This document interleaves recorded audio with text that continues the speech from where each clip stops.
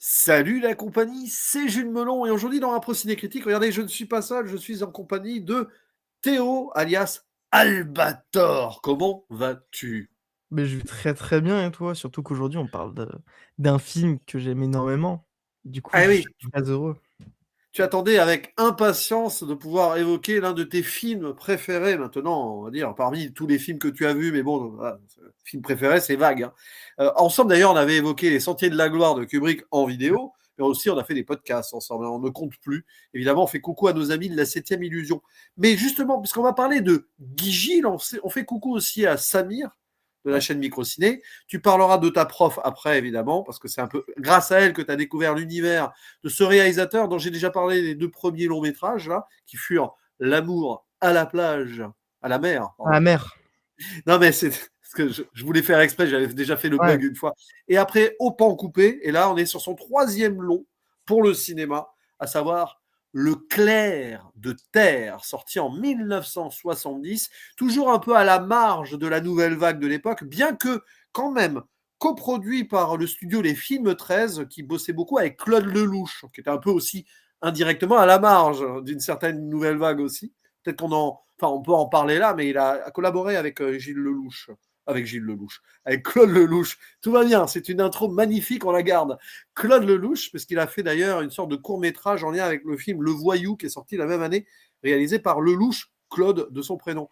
Et ici, au casting du Clair de Terre, dans le rôle principal, sa muse, son ami, son amant, ouais, compagnon aussi un peu à l'époque, hein, Patrick Joinet, qu'on a déjà vu avant, hein, mais là, c'est son premier rôle, en tout cas pour Guy Gilles. Je ne sais pas s'il a fait d'autres films en premier rôle avant. Et il joue une sorte d'alter ego de Guy Gilles, on y reviendra. Et autour de lui, on a quelques acteurs plus ou moins connus. Alors au début, on voit Jacques Zanetti et Carole Lange. C'est les jeunes amis qu'on voit sur le banc. Il y a Edwige Feuillère, une grande dame du cinéma un peu d'antan, parce qu'il aime bien aussi, Guy Gilles, dans son cinéma, mettre notamment des actrices qui ont été connues avant, grâce à Pagnol, etc. Euh, on, va, on va voir quand même des gens qui étaient déjà connus à l'époque, qui auront une grande carrière encore par la suite. Annie Girardot, voilà. Roger Hanin qui joue son père. Tiens, il y a Elina Labourdette aussi qu'on a vu dans Au pan coupé qui joue la guide au début. Et j'aime beaucoup cette actrice et cet acteur. Micheline Prel et Jacques François, voilà. Et en plus, ils se suivent. Alors moi, ça touche mon cœur quand je les vois comme ça à la suite, là. Mais bon, tu les connais peu, je sais. Il y a également vers la fin Marthe Villalonga qui joue une mère pied noir en Tunisie. Et c'est un peu, vous savez, c'est le cliché de ce personnage qu'on lui a fait jouer par la suite d'ailleurs, peut-être. C'est un peu intéressant. Peut-être qu'elle jouait déjà auparavant.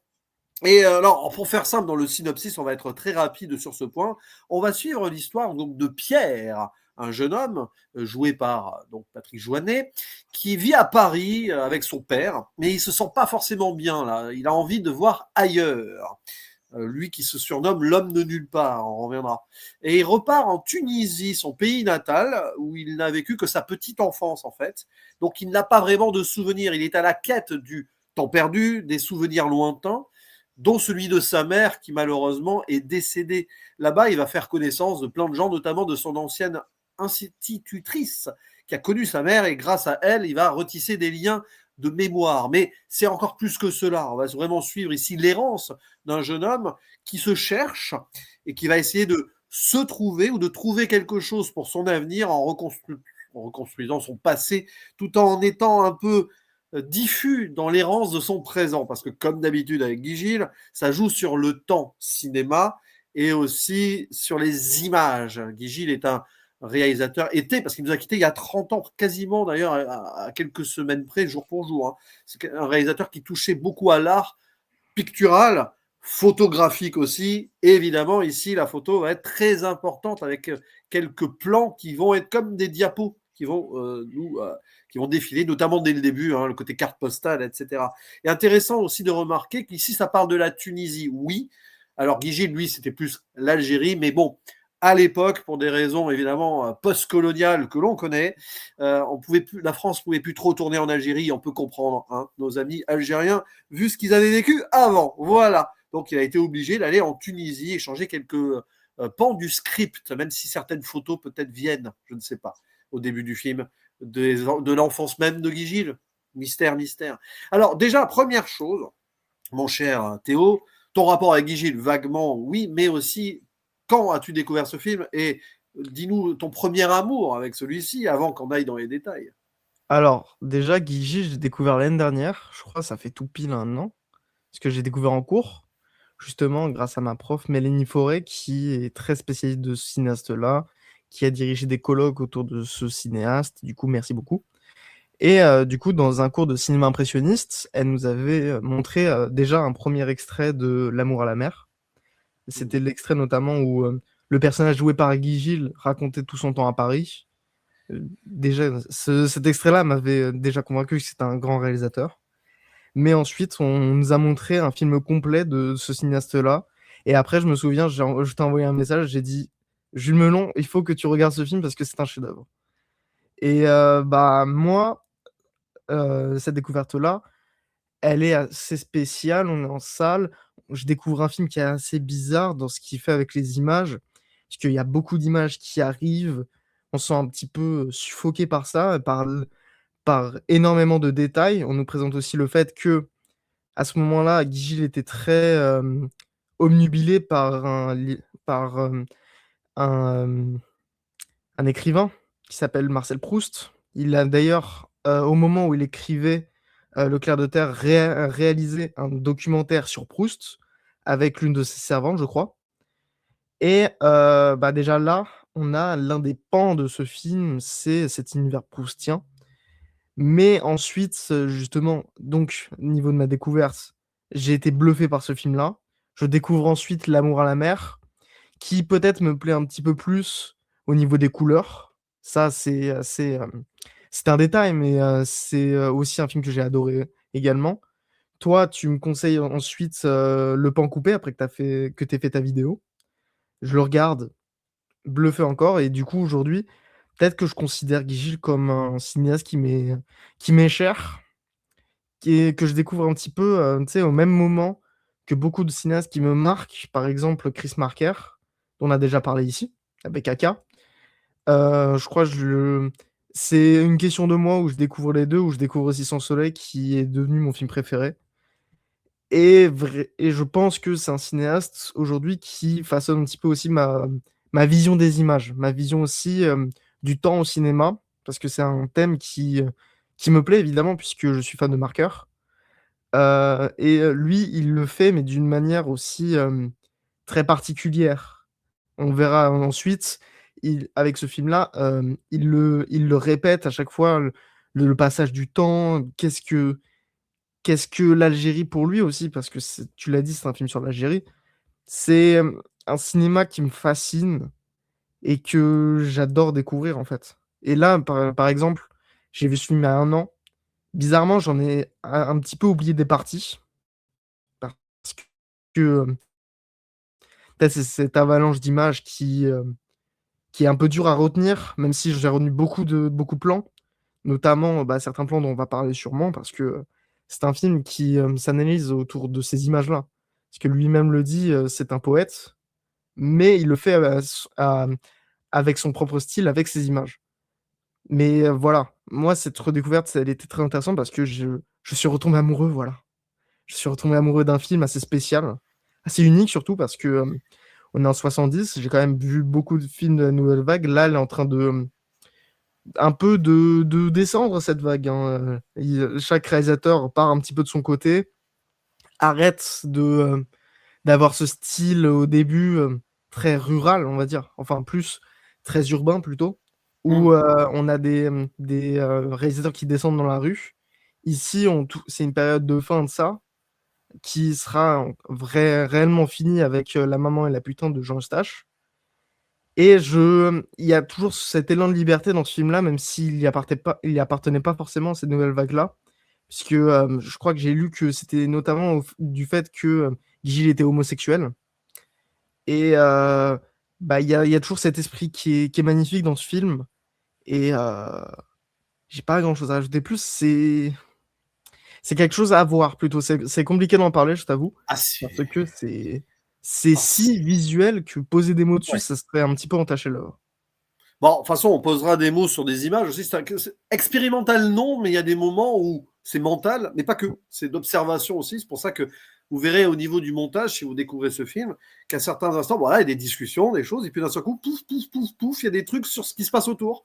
Et c'est passionnant, ça, parce que c'est pas si mental que ça. C'est justement aussi quelqu'un qui observe, et on a à la fois Pierre qui observe autour de lui parce qu'il est un peu perdu, donc, mais aussi des gens, dit Gilles, qui observe ce qui se passe autour, ce que les gens disent autour, et tout ça, et c'est pas du documentaire, mais Guy Gilles a touché aussi au documentaire. Il a fait des reportages documentaires pour la télévision, notamment à la même époque, et on voit son obsession pour tous les détails. C'est un cinéaste de détails, parce que finalement, tous les détails font un ensemble qui ici font la vie, tout simplement. C'est un film de vie, c'est un film en lien avec le passé, le présent et cet éventuel espoir d'avenir. Ça, on y reviendra, parce que est-ce que c'est un film optimiste ou pessimiste par rapport à ses précédents? Il y aura peut-être des choses à dire, notamment sur la finalité.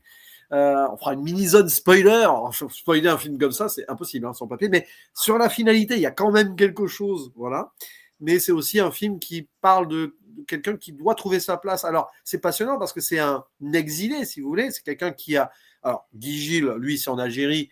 Là, le personnage de Pierre, c'est en Tunisie, qui est arrivé à Paris pour vivre son existence un peu forcée. C'est pas lui qui a pas lui qui a choisi, hein, comme ça. Hein. Guy Gilles non plus, il n'a pas forcément choisi de quitter l'Algérie. Il a porté ce mal du déracinement pendant toute sa vie, etc. Et il le montre ici. Après, bah, une fois à Paris, c'est ça qui est étonnant dans le cinéma de Guy Gilles, c'est que à la fois on sent une sorte de mal-être, mais aussi une envie de montrer la beauté de la vie ici parisienne, quoi, avec notamment dès ce début cette idée d'architecture. Alors d'ailleurs, le début du film en tant que tel, c'est marrant parce que c'est le premier plan du film. Moi, j'aime beaucoup voir comment les films s'ouvrent. Voilà, carte postale, allez, direct. Hein. On rentre sur des souvenirs donc de ce qui n'a plus en tête vraiment lui, mais des photos d'avant, etc. Donc de cet endroit-là. Alors, le début, carte postale, diaporama à l'époque. Puis après, on est plongé autre part. C'est-à-dire qu'on ne commence pas avec Pierre directement, on commence avec ce magnifique plan d'ailleurs, voilà, bon, voilà. Cette discussion avec à droite la guide et à gauche les touristes. Et pourquoi? Pourquoi? Tiens, je te laisse expliquer l'importance de cette séquence par rapport aux souvenirs, évidemment. Le poids des souvenirs même. Hein. Bah, pour moi, déjà, c'est une séquence d'introduction qui est parfaite, puisque à travers les mots de cette dame, d'ailleurs, on peut en retenir une phrase que moi j'ai écrite, c'est qu'on rit, qu'on pleure, le temps s'en va. Ici, Ouais. elle montre des bâtiments qui datent de bien plus longtemps que le film a été tourné. Hein. On est dans le Marais, je crois. On est dans l'un des plus vieux quartiers parisiens, l'un de ceux qui a été mieux conservé autour de l'architecture. Ici, je crois qu'on est aux environs de la maison de Victor Hugo. C'est un réceptacle du temps. C'est-à-dire que les courbures des bâtiments, les pierres, c'est quelque chose qui nous sont parvenus à travers le temps et qui reste aujourd'hui. C'est un début assez spécial comme film, hein, que un réalisateur nous plonge directement dans son propos là, dans tout son message autour du temps, où il nous dit: «Regardez, le temps est là, il continuera, on peut rien faire contre, juste le vivre et s'en souvenir». Voilà, c'est ça Ouais. que je retiens plutôt de ce plan-là qui est magnifique, hein, et comme elle le dit: «Qu'on rit, qu'on pleure, le temps s'en va». Parce qu'à un moment, bah, ça disparaîtra ou non, et nous, au moins, on disparaîtra Justement, peut-être. justement parce Évidemment. qu'en plus, c'est un endroit où il y a eu pas mal de destruction pour reconstruction moderne, sauf cet endroit-là qui a résisté. Peut-être que c'est une sorte de classement, monument historique, j'en sais rien, mais bon, en tout cas, ça a résisté. Et là, elle nous parle justement de ces souvenirs des pierres qui montrent le temps qui est là. C'est-à-dire qu'il est toujours là, en fait. C'est ça la magie aussi de l'architecture. C'est que vous avez des choses qui sont là depuis des siècles, qui ont vécu le passé, mais qui sont toujours là devant nous et qui nous parlent, en fait. Hein. C'est comme si ces pierres nous murmuraient, si vous voulez, un certain souvenir. Donc là, on a les souvenirs des pierres avant de passer aux souvenirs de Pierre. Alors évidemment, je pense que ce n'est pas un hasard que Guy Gilles ait nommé son personnage Pierre, lui qui semble être un peu figé dans cet endroit présent, mais qui va essayer de se rappeler après de ses souvenirs. Les pierres de la terre, hein, au clair de pierre, hein, on pourrait presque appeler ça. Mon ami Pierrot, prête-moi ta plume. Non, mais Oh là là, il y a ça tout va un loin. truc, c'est au cœur de la ligne. Non, non, mais c'est très amusant ça, parce que Ouais. aussi bien il s'est amusé, Guy Gilles. Comme il avait une âme poétique aussi, il s'est peut-être un peu amusé là-dessus, je ne sais pas. D'ailleurs, elle est très poétique, cette guide. J'aime beaucoup sa Mmh. façon de parler. Elle aime son métier, elle aime aussi transmettre. Voilà. Et Guy Gilles, il transmet aussi à travers l'art des trucs que lui-même, il a du mal à exprimer avec des mots, je pense. Parce que le cinéma, ça va au-delà des mots. C'est pour ça que c'est une vidéo qui est difficile à faire aussi, parce que ça va au-delà des mots. Mais on peut poser nos sensations, en tout cas, hein. Ouais. C'est ça aussi l'important, c'est les sensations au cinéma, hein. Et là, c'est pour le coup, si on nous a montré ce film-là dans un cadre de cours, sur le cinéma impressionniste, c'est pas pour rien, je trouve. C'est que c'est quelque chose qui nous touche personnellement. Moi, le cinéma Guy Gilles, il m'a touché parce que j'avais l'impression de voir quelque chose que je connaissais, mais qui était quand même très loin de moi. Et bah, déjà, L'amour à la mer, je l'ai revu du coup juste avant Le Clair de terre. C'était déjà ça. J'ai l'impression, devant ce film, surtout devant du coup le souvenir dont j'ai parlé, celui du personnage de Guy Gilles, j'avais l'impression de déjà avoir vu ce Paris-là, mais pas vraiment non plus parce c'est un film tourné en 1962, je crois. Et là, c'est pareil. J'ai l'impression que on va suivre un personnage qui retourne aux racines, mais en même temps, ces racines-là, c'est pas forcément les miennes non plus. Et ces parcs qu'on va voir après, c'est pas les miens. Ouais. Et j'ai l'impression quand même être là. Et c'est quelque chose qui touche, quoi. C'est quelque chose qui est palpable dans ces détails, justement.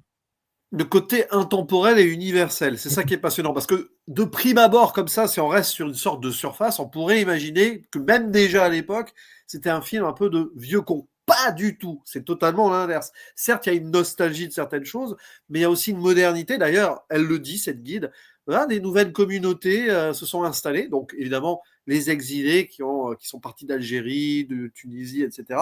Et elle le dit, ça redonne une vie, etc., tout en faisant le lien positif avec le passé des gens qui sont déjà là, de l'architecture. On a aussi la façade d'un magasin juif qui rappelle une histoire aussi, parce que mine de rien, bon, ça fait quand même 30 ans, mais il y avait encore les souvenirs de voilà, ce qu'on subit, voilà, la collaboration, tout ce que vous voulez, donc à Paris aussi, et c'est intéressant ça. Et cette idée, voilà, cette façon d'expliquer que finalement, il y a une belle modernité là, associé au passé et aux souvenirs, ça peut faire un très très beau mélange. C'est un film qui prône le mélange des peuples et des temporalités. Et c'est, je trouve, aussi d'une belle modernité dans un écrin un petit peu, comme tu le dis, un peu désuet par moment. On voit le côté 60-70 romantico-poétique, etc. Mais c'est beau aussi. C'est important, je pense. Et c'est intéressant que un jeune homme comme toi, qui est très moderne, hein, voilà, dans tes visions, bah non, mais plein de choses et tout, mais quand même, tu sois touché par ça. Mmh. C'est peut-être la force du cinéma, parce qu'il faut une œuvre de cinéma pour peut-être porter cela sur toutes les sensations. Voilà, parce que Bah là, on parle, il y a une image, mais au-delà des images, il y a beaucoup de choses, évidemment, hein. Bah, aujourd'hui, moi, ce film-là aussi me rappelle un truc, c'est que, bah, le cinéma, c'est comme tu l'as dit, c'est quelque chose qui est un vecteur mémoriel et c'est quelque chose qui me touche beaucoup. Parce que, en ce moment, moi, les films qui me passionnent, sur lesquels j'ai envie de me prolonger longuement, c'est des films qui racontent des histoires et racontent l'histoire en eux-mêmes. Bah, déjà, faut le dire, tout film fait partie d'une histoire de cinéma.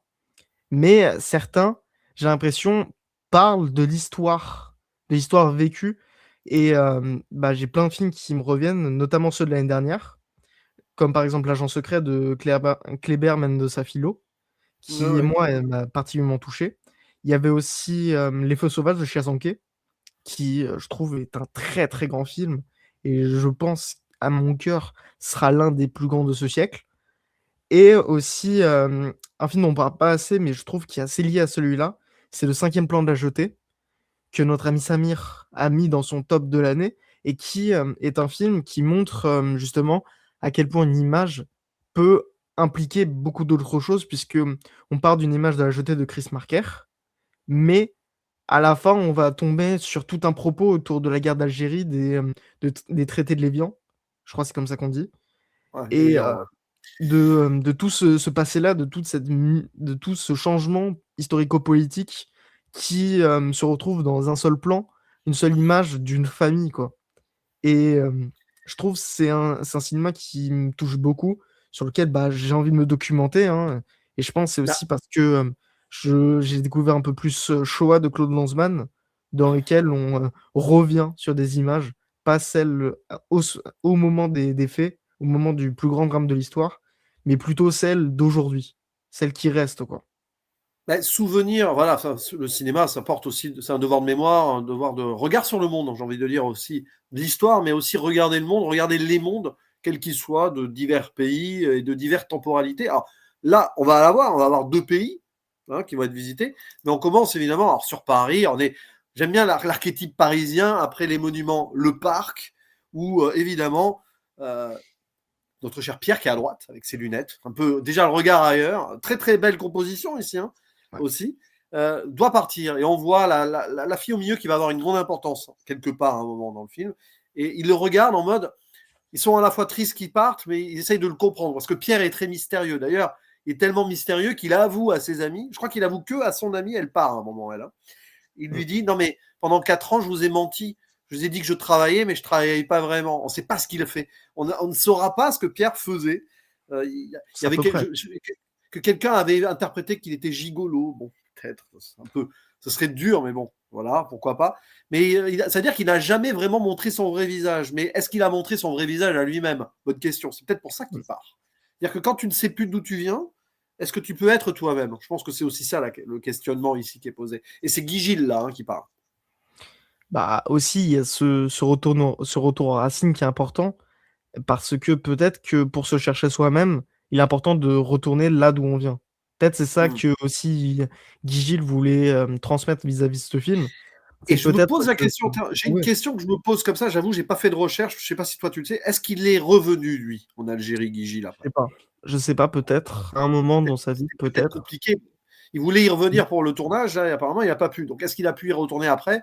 Peut-être quand même. Après, d'ici les années 90, il a peut-être pu. Mais c'est intéressant, ça. D'ailleurs, tu m'as fait remarquer que dans le même plan, enfin, dans la même séquence, il y avait ça aussi. Toi, tu m'as dit, ah oui, et toi, parce que tu connais bien le film, tu l'as vu plusieurs fois.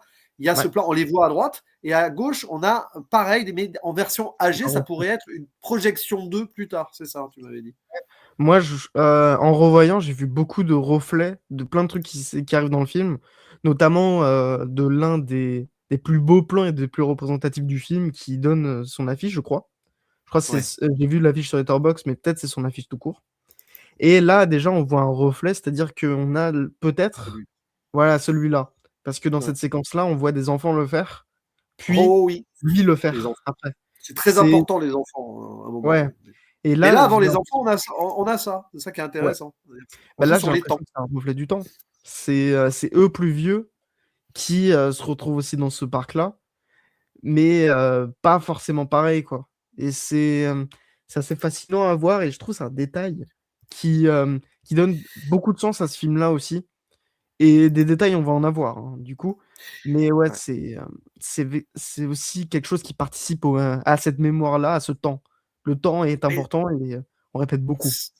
ce qui est terrible, c'est que, bon, à un moment, elle va partir, ok, la jeune fille. Et puis après, on a les fameuses images d'observation à droite à gauche, où on a des petits plans de coupe, on va dire, autour, notamment sur cette dame seule, cette vieille dame seule. Et ça en dit long. Et à peu près en même temps, je ne sais plus si c'est avant ou après, je crois que c'est un peu avant, mais bon, peu importe, on a la petite fille qui est toute seule aussi. Voilà. Et c'est intéressant parce que les deux, elles sont limite face à face. C'est comme si elles se faisaient face. C'est comme si c'était peut-être l'écho de la jeune dame qui s'en va, en version petite fille, en version dame âgée, et ça parle de la solitude aussi. Parce que ce film parle aussi d'une forme de solitude avec soi-même. Quand on essaye de chercher d'où on vient, on se cherche dans le présent, on est terriblement seul, même si on interagit avec des gens, quoi. Ouais. Mais aussi, ça peut être le reflet de Pierre en lui-même, hein. Lui qui Oui, essaie aussi. de se regarder à la fois enfant puis vieux. On a l'impression qu'il participe à sa propre histoire à ce moment-là où il regarde. C'est un film sur le regard, hein, évidemment, mais là où il regarde le temps entre guillemets directement, quoi. Si avant on parlait de reflet, ici il est là. On a le reflet de ce qui sera peut-être après et le reflet de ce qu'il a été avant, quoi. Je trouve. Ouais. Et Non, mais ce travail sur le regard, c'est il magnifique. y a un travail sur les images de toute façon, parce que Ouais. des petits plans de coupe comme ça, mais il faut imaginer, je ne sais pas, mais imaginez le travail, le montage derrière, parce qu'il a dû avoir des Mhm. rushs dans tous les sens aussi. C'est Mais, fou de faire ça, c'est une mais sorte de déjà, collage. Il y a le presque un travail au geste niveau du marque scénario. rien. Est-ce qu'il n'y a pas un geste marque rien sur les visages des moments Ah, forts? peut-être, hein, peut-être à Parce que je filmer les détails, mais Marker, c'est beaucoup plus un cinéma, je trouve en tout cas, qui parle aussi de l'ensemble et du raccord. Peut-être ici, il le montre aussi, hein, mais dans la veine markerienne, il y a ce raccord-là où les images se Mm. répondent. Et ce qui est beau avec ça, c'est qu'elles se répondent aussi par-delà le monde, par-delà l'espace. Notamment, bah, du coup, dans Sans Soleil, où vis-à-vis de Seulement un mot, par exemple, La Soif, il arrive à relier le Ghana et le Japon. Je crois que Ah c'était oui, Johan oui, Villeneuve qui disait ça dans une thèse. Mais justement, il y a ce rapport-là au montage qui est là. Je trouve qu'il le fait, mais uniquement via le temps. Via le temps et son personnage là. Parce que ouais. Marker, c'est du documentaire. C'est pas centré sur un personnage avec sa quête, Non, etc. Là, c'est beaucoup même plus, on va si. dire, centré, quoi. Après, le côté documentaire de Guy Gilles, on l'a. Et évidemment, il y a des moments, il y a des plans, quand il va faire la fête plus tard, là. Il y a des plans de Paris by Night. Voilà. Et c'est exceptionnel, hein. C'est des plans même qui sont super modernes, je trouve, dans la façon de montrer ce Paris nocturne de l'époque, pour les années 70, avec un très beau travail de photographie et tout. Il a fait son petit documentaire en parallèle, hein, tout simplement, hein. M- Moi aussi, j'ai remarqué, vu que j'ai vu les deux à la suite, qu'il y a beaucoup d'images qui sont répétées depuis L'amour à la mer. Notamment Ouais, des plans sur des bars, etc. Et la séquence, du coup, dans laquelle on va retrouver Pierre et son ami, là, qui était tout à gauche de l'autre photo. Ils vont être ensemble dans un bar pour essayer ah un oui, petit peu de disséquer la vie que Pierre regarde la nuit. Moi, ça m'a fait beaucoup penser à un film, je sais pas si tu l'as vu, ça s'appelle Simone Barbès ou La Vertu. C'est un film, du coup, je me souviens plus du nom de la réalisatrice, désolé. C'est un film dans lequel on va voir cette vie de nuit, dans laquelle il se passe pas forcément grand-chose, mais qui est emprunt à une sorte de mythologie assez fascinante, à la fois d'un réalisme, mais aussi d'un cadre lyrique qui aussi partage un petit peu toute cette vie-là, une vie qui est cachée, qu'on ne montre pas. Je trouve que ça représente bien le personnage de Pierre et qu'on montre aussi vis-à-vis de ce passage-là. Voilà. C'était une petite voilà. recommandation, là. Bah, voilà, réalisatrice, c'est Marie-Claude Triou. Voilà, si Ouais, vous connaissez le film Simone Barbès de Marie-Claude Triou, n'hésitez pas. Mais bon, évidemment, après, on rentre dans la réflexion sur le temps. Là, on y est à fond avec la chanson d'Hervé Villard, en plus. Hervé Villard, quand même. Extraordinaire. Et je crois qu'il est toujours parmi nous, Hervé Villard. J'espère pas le porter la poisse au moment où j'enregistre. On enregistre ici. C'est m'est arrivé récemment, donc, avec un acteur qui est décédé, Robert Duval. Alors, je parlais d'un film où il était avant. Bref, oui, non, mais j'aime pas ça. Mais bon, c'est de ma faute, j'ai qu'à pas avoir de l'avance sur mes vidéos, c'est toujours pareil. Mais bon, trêve de plaisanterie, la chanson, hein, voilà, le temps d'Hervé Villard. Et voilà, le plan que j'ai choisi, bon, bah, des plans d'observation derrière des vitres aussi. Alors, c'est pas la fin de Marty Supreme, hein, on plaisantait, parce qu'on en a parlé récemment sur la 7ème illusion. ouais. Mais voilà, prendre le temps de respirer, tout ça. Très belle parole d'ailleurs, hein, de la chanson aussi. Une chanson qui sera reprise dans la rue après par Lucienne Boyer, je crois, qui est quand même une aussi grande chanteuse de l'époque, Edith Piaf et tout, et compagnie. Voilà. J'avais dit que je ferais pas d'imitation. Je Non, mais parle de voilà, chanteur, plus je connais pas, sérieusement, cette chanson mélancolique, elle fonctionne très bien quand même, hein. hein. Ouais. Bah, c'est un film qui emprunte à la mélancolie, hein. C'est en montrant Paris, moi j'y perçois un petit peu d'amour, mais aussi bah, déjà la trace du temps. On le montre déjà avec la première visite, mais aussi avec beaucoup de plans de coupe où on voit Pierre déambuler dans les rues, notamment sur une rue dans laquelle on observe les bâtiments, on observe les détails, les petits détails qui font vivre la chose. Moi, ce qui m'avait un peu impressionné avec le film, c'est que dans ce travail de composition, Guy Gilles prend le temps. Il prend le temps de montrer chaque détail, chaque petit objet posé sur une étagère, sur le mur. Il prend le temps de montrer aussi les gens qui sont dans la rue parce que peut-être que pour lui, c'est aussi ça qui fait vivre Paris et qui en fait sa beauté. Et aussi, c'est de ces images-là, peut-être qu'on va s'en souvenir. Si on s'en souvient d'une ville aussi, c'est peut-être parce que il y a des gens qui y vivent. Peut-être parce que aussi, il y a une vie, quoi. Et cette vie-là, peut-être qu'il faut la montrer uniquement comme ça. Et moi, c'est quelque chose qui... Ah, j'ai aimé, hein. Qui, moi, m'a beaucoup touché, quoi. C'est l'homme à la caméra, Guy Gilles. C'est-à-dire Ouais. ce qu'il voit et ce qu'il observe, pouf, il va le mettre dans certains de ses films, que ce soit en prenant son temps ou au contraire presque de façon subliminale comme ça. J'aime beaucoup cette idée. Mmh. Il y a un tempo, quoi. Et c'est vrai qu'il n'y a pas beaucoup de réalisateurs qui font ça. J'ai pas trop d'autres exemples là qui me viennent, mais c'est Bah, intéressant. Puis bon, évidemment, après justement la chanson dans la rue, là, il va se mettre à pleurer à un moment. C'est assez mystérieux. On aura une mmh. réponse plus tard. Et ce plan là sur le pont, est-ce que c'est pas non, c'est pas le pont de Jules et Jim quand même? Je sais pas. Si. Si, ça Ah l'est. si. Ah Ouais, ben voilà. je Ah non, mais reconnais. pourquoi pas, hein? Est-ce qu'il y a eu un écho? J'en sais rien. Je Bah, ne sais pas. on est dans une période du cinéma français où, Ouais. on se partage les acteurs, on se partage les lieux. Je rappelle aussi que dans le premier long métrage de Guy Gilles, L'amour à la mer, on peut voir une petite apparition de mon acteur préféré, Jean-Pierre Léaud. Ce Oui, qui bah est oui. pour me faire toi, il y a des acteurs dans ce film-là qui te font plaisir, moi, c'est mon acteur qui me fait plaisir. Et bah, il y a cette mythologie-là. C'est pour ça aussi qu'on parle d'histoire. Il y a aussi cette histoire du cinéma français qui se répète dans les lieux, dans cette ville parisienne, quoi. C'est pour ça aussi peut-être que vu que lui n'y appartient pas, il part. Et c'est pour ça aussi que beaucoup de Il y ces personnages appartient. vont partir.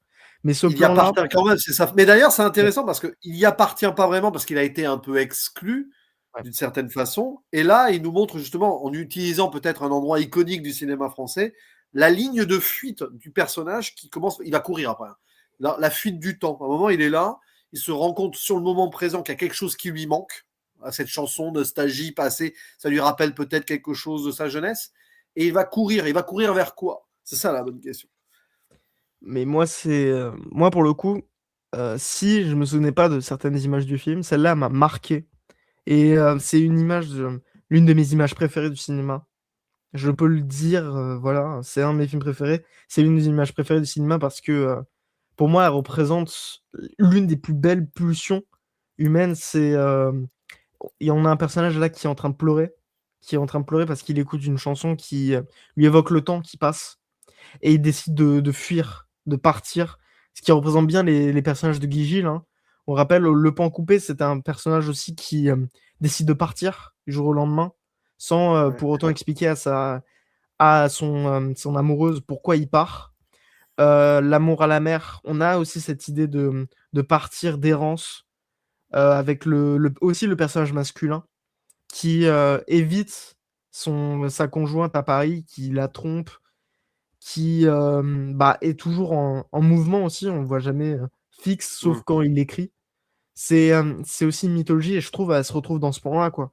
C'est un personnage qui, comme tu l'as dit, qui fuit le champ Ouais. d'une magnifique manière. C'est pour moi une belle pulsion, quoi. C'est quelque chose d'humain et Contrairement à waouh! Jules et Jim où, ça court plutôt vers la caméra, hein, voilà. Mmh. Disons. Ah, C'est oui, c'est le même c'est probablement le même pont à vérifier, espace? non, il Non, est bon allez. peut-être plus grand le pont Ah, je de sais la pas mer, parce que peut-être de qu'il y a le début du pont plus au fond, je sais pas, à vérifier.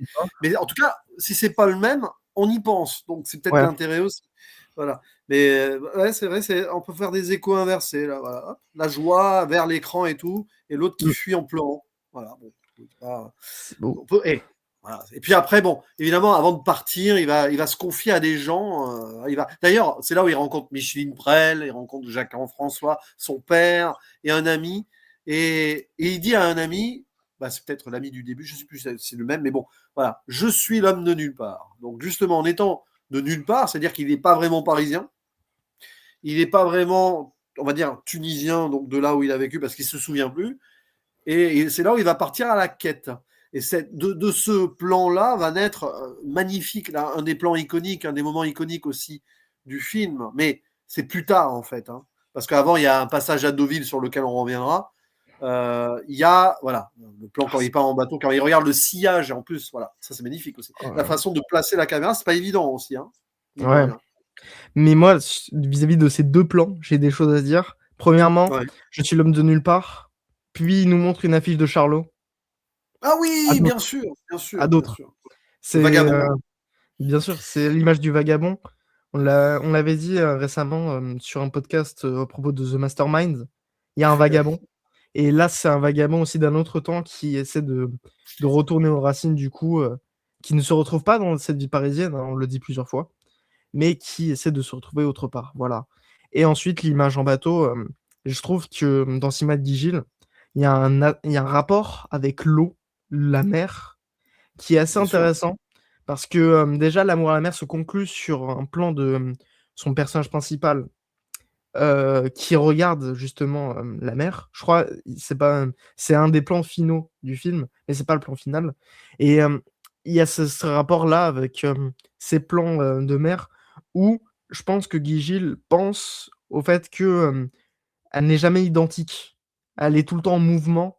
Il y a aussi ce rapport-là avec le temps qu'on peut explorer, dans lequel la mer serait aussi un symbole du fait que la vie continue, quoi. Moi, je pense que ça pourrait rejoindre ce qu'il dit. Le va-et-le-vient, enfin, les vagues, Ouais. elles vont, elles repartent, elles Mm. reviennent, etc. Comme le temps, enfin, c'est ça. Non, mais c'est ça. Puis bon, le sillage du bateau, il laisse ce qu'il y a derrière. Et c'est un symbole de vie et de vitalité, l'eau aussi, hein. C'est-à-dire que Ouais. là, il va se connecter à la vie. Mais avant ça, alors, il y a un passage. Alors, c'est intéressant parce que dans le film, nous avons deux personnages féminins plus âgés que le personnage principal qui sont importants. Et on a Annie Girardot qui joue alors, une dame, c'est une amie à lui, c'est un peu diffus ça aussi, Ouais. une amie plus âgée qui vit à Deauville, qui est visiblement a perdu quelqu'un de très cher, je pense que c'est son époux, mais je suis pas sûr qu'elle le dise frontalement. Et là, on a une connexion à deux choses. Alors, c'est ça qui est, cette mélancolie-là, la recherche de la mère est morte. La mère, M-E-R-E, hein, enfin, la maternelle, pas la mère, ah tiens, c'est marrant ça aussi, bon, indirectement. Mais une dame qui a perdu quelqu'un qui est cher, qui est très ancrée à la mort, qui a décidé de rester, elle. Elle va pas partir. Elle reste avec ses souvenirs, le poids de cela, c'est important pour elle. Et il va la voir, et il y a peut-être un truc très étonnant là. C'est bon, il va l'embrasser à un moment. C'est là où peut-être des gens se sont dit, tiens, c'est un gigolo, bon, j'en sais rien. Peu importe. Mais il voit en elle peut-être aussi une image de la mère qui est morte. Enfin, c'est une sorte de projection de sa propre mère. Alors là, attention, ça pourrait être oedipien, c'est compliqué. C'est très compliqué. On va pas convoquer Freud et tout. Mais l'importance, c'est marrant parce qu'il y a une sorte de rupture dans le rythme. Certains pourraient dire que c'est de trop, tout ce passage à Deauville. Mais ça nous Pourquoi? connecte avec l'idée que la mort est là aussi. La mort fait partie de la vie, malgré Ouais. tout. La mort fait partie du temps, hein. Parce que moi, Ah bah dans oui. le film, il y a une séquence que j'aime beaucoup, dont on va sûrement parler après, dans lequel on nous dit si la vie nous sépare, le souvenir du temps où nous nous connûmes durera. Voilà. Hmm. C'est une phrase qui est répétée plusieurs fois dans la séquence en question. Mais je trouve qu'elle représente aussi ça où on a deux personnes liées par la mort qui se voient, qui sont amoureux ou pas. Sûrement pas, hein, parce que on a un personnage très complexe à la gauche. C'est c'est un passage qui pour moi est très intéressant et dont j'ai toujours pas de mots pour décrire en fait. Bah, c'est un lien général. Enfin, c'est marrant parce que il se projette aussi. Enfin, ouais, est-ce qu'il voit sa mère en elle? J'en sais rien. Est-ce qu'elle n'est pas un peu jeune au final pour être sa maman? J'en sais rien Hmm. parce qu'Annie Moi, Girardot dans c'est les pas années plus 70, oui, il y triste. aura peut-être si, elle a peut-être la quarantaine déjà quand même, hein. Bon, c'est possible. Voilà, c'est possible. Mais cette idée, oui, il a besoin de se reconnecter à quelque chose et c'est marrant. Avant de partir, il se connecte à quelqu'un qui reste, hein, qui a fait le choix inverse. Mais Bah, il a tenu à l'avoir, quoi. Le petit passage à hmm. Deauville, hop, on monte avant de descendre. Moi, j'ai plus. Allô? Oui, tu disais? Voilà, non, il y a eu un Bah moi, petite j'ai plus coupure. l'impression que la figure maternelle, c'est l'institutrice Les attends, 2. Ouais, en Tunisie. Parce qu'il y a ouais, plus ce lien-là où elle fait mère de substitution et où là, par exemple, à la fin, il y a ce baiser qui, moi, me fait poser énormément de questions vis-à-vis de cette relation-là. On a l'impression qu'ils ouais. se connaissent, mais en même temps, il y a quand même une certaine distance, surtout à la fin, lorsqu'elle le quitte, où c'est d'une manière un peu froide, où elle dit non, moi je n'aime pas voir les trains qui partent. Du coup, elle part elle-même, elle part de loin, et ensuite cette scène-là va être répétée après. Ah, c'est Mais ça. c'est un passage du film où je me pose toujours des questions, parce que évidemment, je n'ai pas la réponse à tout. Le seul Bah, qui aurait la réponse à faut tout, pas en ce serait avoir de Guy Gilles. réponse. Faut Non, garder des questions, faut garder le mystère de Pierre et de Guy Gilles, hein. mais en même temps, c'est pas ça l'important avec le cinéma. Bon. C'est nous, on a parlé de Lynch. On sait que parfois, il faut plus se concentrer sur le donut que sur le trou. On en parlera de Lynch parce qu'il y a une scène quasi proto-Lynch, Ouais, pré-lynchienne à un moment. Bon, mais ouais. Scène de mais surimpressionnisme là. ce qui est passionnant avec cette dame, alors, maintenant que tu m'en parles là, tu vois, il y a des trucs qui se connectent, hein, forcément. C'est vrai qu'il arrive en train et il regarde dehors dans le train comme plus tard il fera avec le bateau, quoi. C'est-à-dire que sur Mmh. les distances et les mouvements, C'est là où ça permet de l'introspection. Je sais pas si ça t'est arrivé, mais ça t'arrive, je pense que ça t'arrive. Ouais. C'est-à-dire, quand tu prends le train, tu regardes dehors et tu penses. C'est Ouais. quelque chose qui marque. Ça, moi, c'est à chaque Ouais, fois que je prends les transports, je regarde un moment, là, je prends 5-10 minutes et voilà. bah, moi, je trouve que c'est une pulsion humaine aussi, hein. Nous sommes humains, nous sommes plus que des animaux, on va dire, parce que nous avons cette faculté de penser.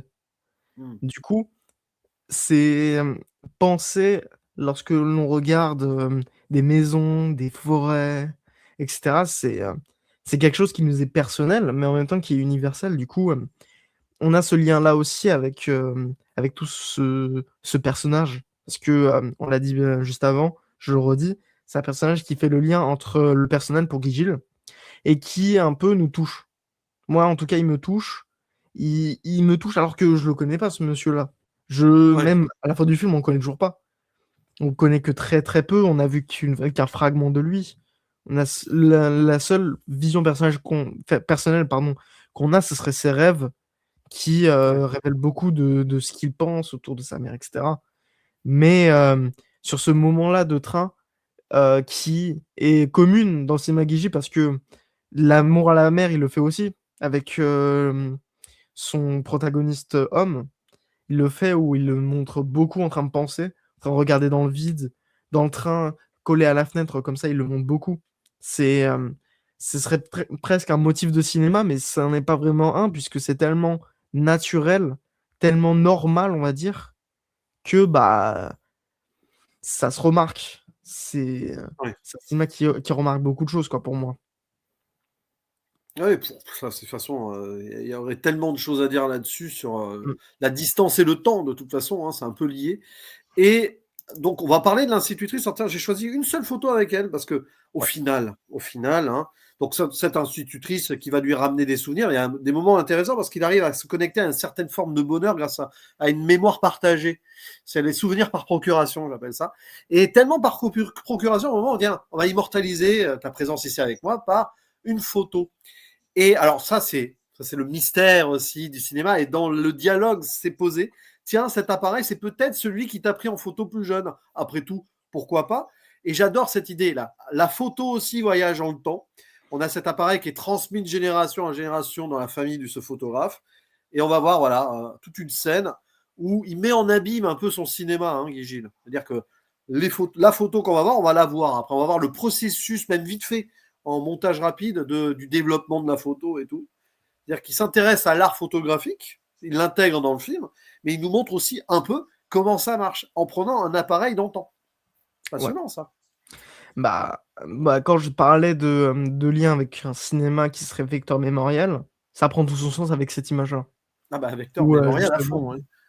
où justement, bah, l'art en lui-même recueille les mémoires, recueille, ce que nous étions avant, ce que nous sommes aujourd'hui et bah, pour les générations et qu'on va transmettre ensuite aux générations futures.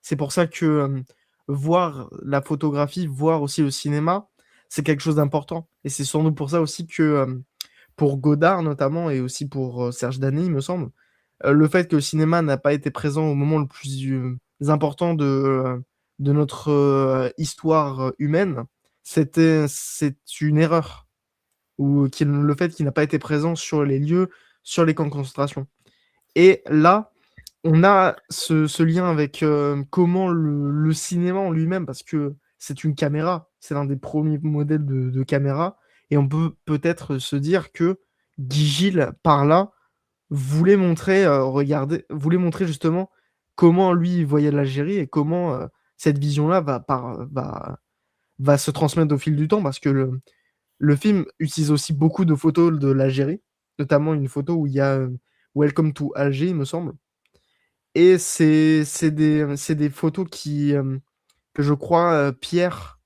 a de sa mère et qu'il a encore aujourd'hui et qui, restent jusqu'à la fin du film. Et c'est marrant parce que récemment, on a eu une conversation en off avec l'ami Adam, le bûcheron du cinéma, hein, sur l'art photographique qui a été considéré comme un art, le huitième art, après le cinéma, alors que Ah, pourtant la j'étais là. photo est antérieure au cinéma. Bon, c'est Ouais. marrant parce que moi j'ai pensé à ça. quelque part. Voilà, c'est vrai que Mmh. pourtant la photo, bah, ouais, mais c'est intéressant. Bah oui, la photo a été considérée comme un art plutôt vers les années 20-30. Voilà. Donc ici, ça tord un peu le coup, mais au final non, parce que cet appareil photo est peut-être antérieur aux années 20-30. J'en sais rien, hein, mais et on Bah, le voit cinéma. l'artiste du peuple. Moi, je vois l'artiste du peuple là aussi au milieu, derrière l'appareil. C'est-à-dire vraiment quelqu'un populaire là, qui a pas l'air très riche, quoi, on va le dire, hein, qui vit à Tunis et qui est là pour transmettre aussi ce qu'il a reçu. Mmh. Bah, aussi, entre le cinéma et la photographie, si tu dis que la photo, pardon, était admise comme art dans les années 30, ça correspond au même moment que le cinéma. Parce que le cinéma a acquis le son à ce Ouais, temps-là, et c'est avec ça qu'il est réellement entré en tant qu'art. C'est à ce moment-là qu'on l'a admis en tant qu'art là. Du coup, c'est intéressant cette dualité quand même entre ces deux arts. Et c'est aussi intéressant le fait que Guy Gilles va lier les deux en filmant, en montant justement, on en parle depuis le début, mais avec ses coupes où il va montrer les détails, il lie un petit peu la photographie qui capterait des choses et qui bah, appartiendrait à un grand ensemble qui, liés entre elles, peuvent nous donner justement cet ensemble-là. Ça me fait évidemment penser à Blow Up avec son ah jeu bah, du raccord. ouais, Mais voilà quoi. C'est un beau lien entre les deux. C'est pas les mêmes ouais, arts du tout. On joue pas sur les mêmes catégories, sur les mêmes gestes. Mais Gigi lie les deux quoi. ouais. Et puis après, on continue dans la recherche du temps perdu, à la recherche du bonheur, si vous voulez, avec une autre. Alors, c'est intéressant parce qu'il va visiter. Il rencontre quelqu'un sur le train, voilà, sur le train, sur le bateau, pardon. Et il veut aller voir. Il veut aller le voir. Il est pas trop là. Bon, il va être là, mais il va surtout aller voir sa famille, la famille Garcia, hein, et cette famille va l'accueillir comme si c'était l'un d'entre eux. Et ça, c'est génial, ça. C'est-à-dire que là, il trouve le temps de quelques heures, quelques jours, je sais pas combien de temps il reste, il trouve le bonheur familial qu'il n'a jamais pu connaître. Voilà. Et ces gens-là qui sont restés sur place, les derniers des Mohicans, hein, qu'elle dit, la dame, qui sont très connus parce qu'elle fait des pâtisseries ou je sais pas quoi, ou des sorbets, et tout le monde vient pour. Voilà. C'est intéressant parce que là, on voit vraiment la bonté locale. Et Guigil, il prend le temps de nous montrer ce moment-là, où ça va chanter aussi, ça va rire, ça va parler de tout et de rien. Il y a un enfant, un jeune adolescent qu'on voit là de dos, on va en parler après, aussi des enfants dans le film. Mais c'est un petit moment convivial comme ça, avec Marthe Villalonga, hein, qu'on voit, qui peut être une autre mère de substitution, la troisième du film, j'en sais rien. Mmh. Bah, c'est un petit peu ce lien avec la mémoire, hein. On en parle depuis le début, où il fait aussi le portrait d'un pays juste via une famille qui s'aime et qui s'amuse, quoi. Il y a peut-être quelque chose à exploiter là-dessus, où filmer les gens permettrait de parler d'une terre auquel il ne peut pas accéder en ce moment-là, puisque tu l'as dit, il peut pas aller en Algérie. Du coup, il les filme parce que c'est peut-être eux qui, vis-à-vis de cette histoire-là, la contiendraient et la partageraient. Parce que l'histoire se partage aussi entre les personnes et se partage avec les personnes, quoi. C'est les individus aussi qui font les pays. Peut-être que Ouais. là, comme ça, il montre son pays. Et ce qui est terrible, c'est que justement, en plus, il y a ce lien dans la conversation. Elle parle d'une tante qui est allée à Paris pendant l'exposition universelle avec une photo et tout. Donc il y a aussi ce lien-là. Et il va lui demander, donc Pierre, il va demander à la dame là, et vous penserez à aller sur Paris et même y vivre? Oh non, ben, je ne vais pas y vivre. Attends, on va me priver du soleil et tout. Mais y aller quand même, pourquoi pas? Et ça, c'est intéressant ça, parce Ouais. que c'est Pierre si lui y est allé pour vivre. Bon, par défaut, etc. Alors je pense pas qu'il soit arrivé. Enfin, il est arrivé sur Paris de lui-même vers la fin de l'adolescence, peut-être. Enfin, il est allé avec son père, quoi. Voilà. Mais lui, il est allé pour y rester sur le papier ou non, en fait. Et là, il y a cette dame, non, elle irait pas. Elle viendrait, mais elle repartirait, quoi. Intéressant aussi cette idée-là, avec la mémoire d'une photo qu'on ne verra pas, je crois. Je crois qu'on la verra pas. Non, on la La voit photo pas. de cette tante, on la verra pas, par contre. Voilà. Mais on l'imagine, du coup. C'est-à-dire qu'avec tout ce qu'il nous a montré Guy Gilles pendant le film, on peut même imaginer visuellement des conversations. Mmh. Et aussi, bah, lui, il se montre 2 fois dans son cinéma, moi j'ai noté 2 fois. Une fois où il vit à Paris, où il parle de sa solitude à Paris, et ensuite, vis-à-vis de cette scène-là où, on a cette solitude également dans cette capitale, mais Ouais. où lui, il y est contraint un petit peu, entre guillemets, d'y vivre. Parce qu'il peut pas retourner sur cette terre-là, il est encore très extérieur. Mais il est aussi extérieur de la capitale française. C'est important. C'est quelqu'un qui erre et qui peut pas vraiment rester sur place, quoi. C'est L'homme de nulle un part, peu- bah oui. Et je dis le partant parce fameux qu'il y a homme de un nulle film là-dessus. Et oui, je part. Et maîtrise mon après, karaté. puis tu as le rapport à la vie, à la mort, à l'enfance. Parce Ouais. que et d'ailleurs, c'est super bien construit aussi sur la narration.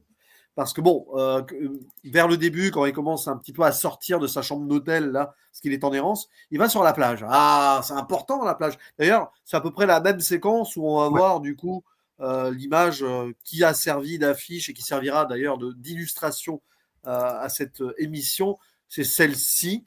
Ouais. Parce que celle-ci là, mine de rien, c'est comme s'il imitait un enfant qui fait la même chose, hein.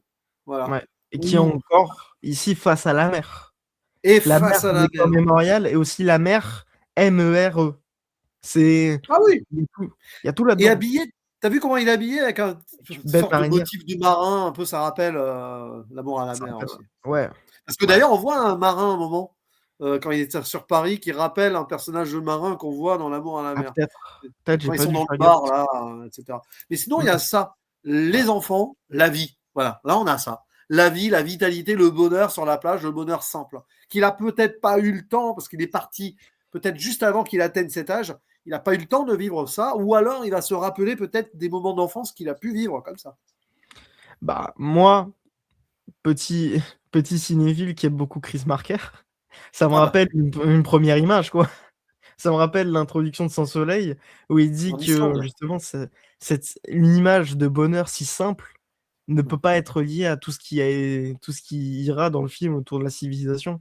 C'est quelque chose qui, est dans un cercle tellement, unique, tellement, humain que, lui ne peut que les observer, il peut pas les rejoindre malheureusement parce que comme tu l'as dit, il est parti. C'est un personnage qui est en mouvement, on l'a dit, hein, il peut pas se permettre un bonheur comme ça et ne peut que les imiter puisque l'image que tu as montrée juste avant, celle qui donne l'affiche, on a d'abord des plans sur les enfants en train de faire ce mouvement-là, et puis lui qui essaie de reproduire cette enfance-là, comme s'il Ouais. essayait d'attraper cette vie qu'il n'a pas eu, quoi. Et c'est ça aussi ça sur le film, c'est à la recherche du temps perdu. Encore une fois, c'est Proust. Ah, C'est c'est proustien d'ailleurs, c'est comme tu le dis, ce documentaire. Et bizarrement d'ailleurs, on lui avait dit, je crois, après au pan coupé que c'était très proustien. Il a découvert Proust après. Parce que là, il y a des connexions imaginaires et tout. Mais bon, là, on va rentrer dans une zone spoiler parce qu'on va commencer à annoncer. On va parler d'une scène de oh, rêve aussi. Mais on va ouais. commencer à parler de la mort. Donc, zone spoiler, on y est parce que la mort peut spoiler. Non, on vous spoile pas. Tiens, on va vous spoiler votre vie. Ça finira par la mort. Super, joyeux, voilà, soyez tous très heureux. Oh! Bien sûr. Ouais, c'est génial. Non, mais plus sérieusement, un écho à cette scène, c'est, je sais pas si tu t'en souviens, parce que c'est très, très rapide, hein. Quand Pierre va partir, Ouais, il va quitter la famille Garcia, il y a le fils, le petit-fils Garcia, là, qui joue avec un de ses amis, et il joue à se tirer dessus, à faire un duel à la mort. Et donc, on a des enfants qui jouent à la mort. Donc, ils font semblant d'être morts, là. C'est terrible parce qu'on le sait, hein, les enfants, ils reproduisent des schémas. Et récemment, on parle de ce court-métrage documentaire, hein, on en a parlé, Les enfants de la guerre, hein, c'est ça, hein, je ah ouais, crois, qui est sorti en je sais plus. 76. Si, si, Les Ouais. enfants de la guerre, mais j'ai Ah un doute d'accord. sur le Ah moi je crois que titre. j'avais que le nom anglais, du coup je me suis dit: «Ouais, c'est Children of War». Children of C'est ça. War, pardon. Oui, oui, Les enfants de la Voilà. guerre, sorti en 76 et réalisé Ouais. par une grande dame, hein, Jocelyne Saab, qui montrait que les enfants, malheureusement, quand ils sont dans un contexte de guerre, ils reproduisent ce schéma. Et là, bah, juste, peut-être ils ont vu des films, voilà, bêtement, parce qu'au moment, ils vont au cinéma voir du Jean Gabin, bon, ok, mais ils ont peut-être vu des films à l'américaine ou autre, ou des duels, peut-être qu'ils n'ont pas Barry Lyndon encore, pas encore. Mais bon, film de duel, c'est marrant ça. Film de duel, les duellistes, pas encore non plus, et ils se tuent. Donc les enfants, ils jouent aux adultes et ils jouent à la mort. Mmh. Et quand il regarde ça, il a appris la mort de la jeune Ouais, fille qu'on voit au début. Ça fait ouais, sens quand même, hein. ouais. Bah, tu l'as dit, à la fin de la vie, il y a la mort. Merci pour ce spoiler, je ne savais pas, hein. Ah Mais bah, Mais oui, c'est aussi sûrement le point d'orgue du film autour de son travail autour du temps. C'est à la recherche du temps perdu, oui, mais il faut pas oublier que le temps est en cours aussi. Il essaie de revenir sur cette grande ligne, mais cette ligne, elle est continue, hein. C'est comme ça. Là, on passe du temps à parler de ce film-là, il se passe des choses dans le monde. On peut pas l'oublier. Et Ah, peut-être que là, Pierre l'a oublié et va être du coup ramené à cette réalité où, bah, à la recherche du temps perdu, peut-être que finalement, elle est un petit peu vaine puisque c'est pas forcément ça qui nous fait nous, c'est ce temps-là. C'est le temps qui est maintenant, qui se passe en ce moment, parce que peut-être que ce temps-là est finalement le plus important. Parce que il a promis de dire quelque chose à cette fille-là au début du film, mais il le dira jamais. moi, Peut-être ce qui est un terrible dans ce regret. plan, et on voit aussi le plan, encore une Mmh. ligne de fuite, hein. Il y a encore une ligne de fuite là. Ça obsède Guy Gilles, ces lignes de fuite là. J'ai un peu l'impression. Bah, il En essaie ligne peut de fuite positive, quand il regarde la mer, il y a une forme de ligne de fuite positive. Là, la ligne de fuite quand il va courir sur le pont, la ligne de fuite vers cette route où on voit des enfants morts, même si c'est un jeu, mais quand il regarde ça, il regarde pas ça comme un jeu, quoi.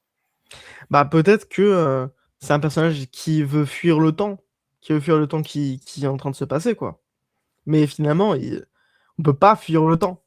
Encore un lien avec Chris Marker, hein, Mais ce avec qui la est terrible, jetée. c'est qu'il veut fuir le temps tout en se ramenant au temps Ouais, qui est souvenir de sa mère morte en plus. C'est-à-dire qu'il revient, c'est ça, on a encore ce va-et-vient, si on veut, cette ouais, c'est fuite, cette recherche, cette fuite, cette recherche, cette fuite. encore un Et remake de Vertigo. Bref. ah bah, Bon, si tu veux, pourquoi pas? De toute façon, hein, Vertigo a inspiré tout le cinéma post-années 60, c'est ça, hein? Non, mais ouais, je sais. il a Mais inspiré la jetée, plein de plus trucs. sérieusement, tout ceci avant, est-ce qu'il n'y a pas une sorte de prolepse, de foreshadowing, comme on dit, avec la scène du cauchemar? Cette scène de cauchemar exceptionnelle dans le montage, dans Ah. les images que nous avons, qu'est-ce que tu peux en dire? Elle n'est pas facile à analyser en tant que telle, surtout, moi j'ai vu qu'une fois, j'aurais pu la revoir à part, mais bon, j'ai choisi une illustration qui rappellera, voilà, a mis Ouais. du temps à arriver, qui rappellera un peu le plan au début où il est derrière avec la chanson là. Faut prendre le Mmh. temps et tout. Bah, Cette déjà scène de cauchemar où il y a des images du passé et peut-être d'une sorte de vie alternative et peut-être d'un futur alternatif, je ne sais pas. ouais, c'est le moment un peu le plus étrange du film, peut-être, qui relèverait d'un certain surréalisme où, on n'a pas forcément le sens des images, mais elles sont là, elles existent et c'est ça qui est beau. Mais moi, évidemment, je l'ai déjà dit, hein, mais la phrase que je retiens le plus, c'est: «Si la vie nous sépare, le souvenir du temps où nous nous connûmes durera». Parce que on a déjà ce lien-là avec, sa mère. Au début, le cauchemar débute lorsque nous voyons sa mère et lui devant elle, puisque communément, on peut le dire, on a l'impression que c'est elle, avec, des plans de coupe de lui dans son lit en train de lutter contre ce cauchemar avec, du coup, cette affiche de Charlotte derrière lui. Ensuite, du coup, on a, toute cette vie, cette chute. À un moment, on a une chute dans les escaliers, sur la rampe. Encore une fois, des lignes de fuite, hein. On en a là, sauf que par cette cage d'escalier, il est enfermé. Et on a plein de plans de lui, du coup, en train de regarder un mariage. C'est un moment se, wow, qui ne contient pas vraiment de mots, à part cette phrase, du coup, qui se répète beaucoup, mais qui représente tout ce que veut montrer Gilles en matière de temps. C'est que il y a le temps qu'on a vécu, évidemment, qui lui le tourmente avec le début avec sa mère. Et il y a le temps qu'il aurait été supposé de vivre, comme tu l'as dit, dans cette réalité alternative où il y a un mariage, où on voit des enfants aussi. C'est Mais je sais pas, moi, c'est si le mariage en question, j'ai pas. Bon, j'aurais pu faire un arrêt sur image et tout, mais bon, il faut profiter du film surtout. Mais j'ai un peu l'impression que c'est le mariage de son père et de sa mère, donc avant même sa naissance. mmh. Ah, peut-être C'est-à-dire que pas. c'est Ah bah, oui, peut-être que si, mais peut-être peut-être. J'ai que l'avais cru reconnaître Roger Hanin sur l'histoire du mariage là, mais je suis pas sûr.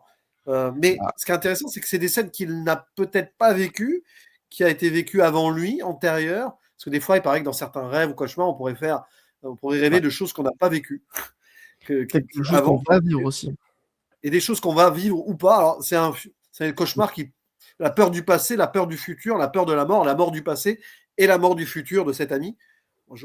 J'interprète vaguement ça comme ça. Hein. Et toi, tu parlais aussi des fleurs du mal de Baudelaire, peut-être, Ouais, il y avait quelque chose. parce Ouais. qu'on a beaucoup de fleurs dans ce souvenir-là. On a beaucoup de plans de coupe autour des fleurs. Et le poète de la modernité, il s'appelle Charles Baudelaire. Pour moi, c'est un lien, surtout au niveau de ce registre plutôt lyrique, qui s'abstrait évidemment de mots. On a de la poésie au cinéma, pour moi, avec ce moment-là, où on a d'un côté quelque chose de très claustrophobique, pardon, mais de l'autre, quelque chose d'assez beau, une beauté simple. C'est un rapport bizarre. Je connais pas tellement Baudelaire, malheureusement. S'il y a des gens qui connaissent bien mieux Baudelaire que moi, qui le disent, si ils ont vu Le Clair de Terre, qui nous fassent profiter de leur savoir. Mais moi, avec ce plan-là, j'ai l'impression que il parle, il fait sa propre poésie, il, euh, il dissèque lui-même ce qu'il comprend de l'Algérie.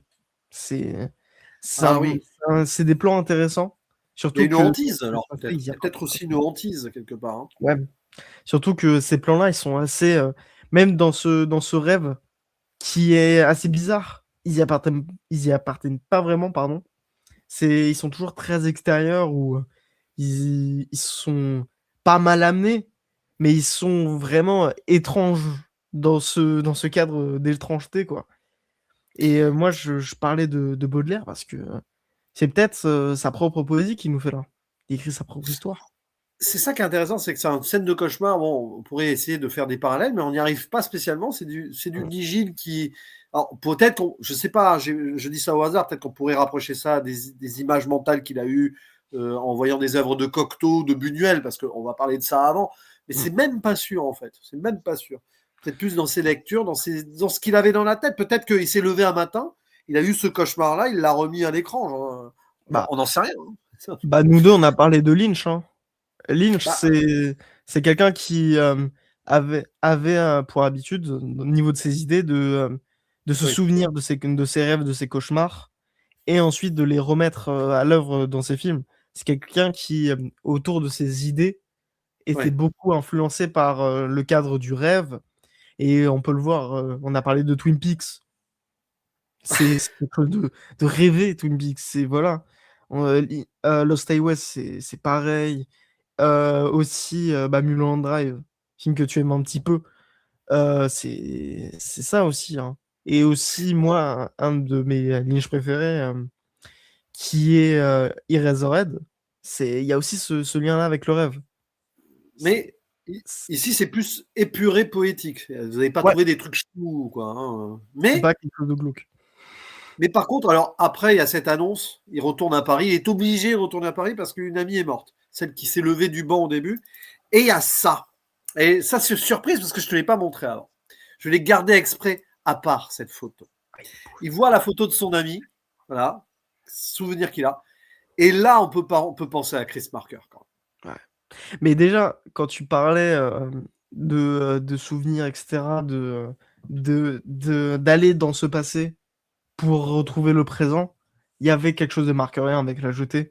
Mais là, c'est comme tu sais, ce plan de la jetée où l'image prend subitement vie, alors que tout n'est que photo, où elle est même. sur le lit et elle commence à cligner les yeux, on entend les oiseaux. C'est purement cinéma et ce plan-là, il fait penser à beaucoup de choses, hein. Elle nous regarde aussi dans les yeux. C'est le temps. Elle représente le temps finalement. Et ce qui est terrible, c'est que comme beaucoup de plans comme ça, un peu de coupe dans le film, il va zoomer un peu, tout comme ça. Ouais, Voilà.